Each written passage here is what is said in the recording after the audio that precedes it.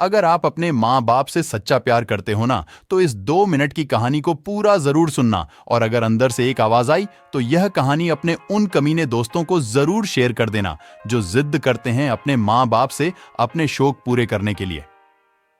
एक लड़के ने अपने पिता से कहा, पापा मुझे नया मोबाइल चाहिए। पिता ने कहा, बेटा अभी कुछ वक्त रुक जा, फिर तुझे एक नया मोबाइल दिल दूंगा। बेटे ने कहा, आपके पास मेरे लिए कभी पैसे नहीं होते हैं? मेरे सब दोस्त अच्छे रहते हैं, किसी के पास कोई कमी नहीं है, केवल मेरे पास ही हर चीज की कमी होती है।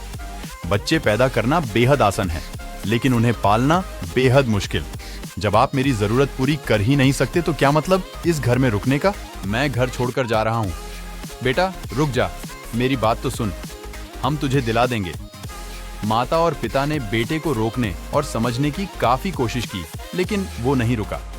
गुस्से में उसने बैग पैक किया और घर से निकाल पड़ा। लेकिन घर से निकलते वक्त गलती से उसने अपने पिता की डायरी अपने बैग में डाल ली। पिता की आदत थी कि वह हमेशा डायरी लिखा करते थे और उनकी डायरी को छूने की परमिशन किसी को भी नहीं थी। लड़का घर से काफी दूर आ गया और थक कर बैठ गया। जब उसने वो डायरी देखा तो उसने सोचा, आखिर मिल ही गया खजाना। आज पता चल जाएगा कि मेरे पिताजी ने कहां-कहां दौलत छुपा रखी है और उन्हें किन-किन लोगों से पैसे लेने हैं, और सारा का सारा लेखा जोखा आज मुझे मिल जाएगा। बेटे को लगा इस डायरी में पिताजी की सारी लेन देन का हिसाब होगा। जैसे ही लड़के ने उस डायरी को पढ़ना शुरू किया, उसकी आंखों से आंसू बहने लगे। डायरी की शुरुआती पन्नों में बेटे को जो बाइक दिलाई थी उसका हिसाब लिखा था, जिसकी ईएमआई पिताजी अभी तक चुका रहे थे। दूसरे पन्नों में उसके कॉलेज की फीस और एडमिशन का कर्ज लिखा था कि बेटे को अब मोबाइल दिलाना है, उसके लिए मुझे कौन-कौन उधार दे सकता है। उन सभी लोगों के नाम लिखे हुए थे। बेटे ने जैसे ही सब पढ़ा, वो पागलों की तरह रोने लगा और रोते-रोते दौड़ता भगता घर आया। जैसे ही उसने घर आकर देखा तो उसके माता-पिता एक कोने में बैठकर रो रहे थे। बेटा अपने पिता के पैरों में गिरकर रोने लगा कि पिताजी मुझे माफ कर दो। पिता ने कहा, बेटा तू मत रो, तुझे मोबाइल मिल जाएगा।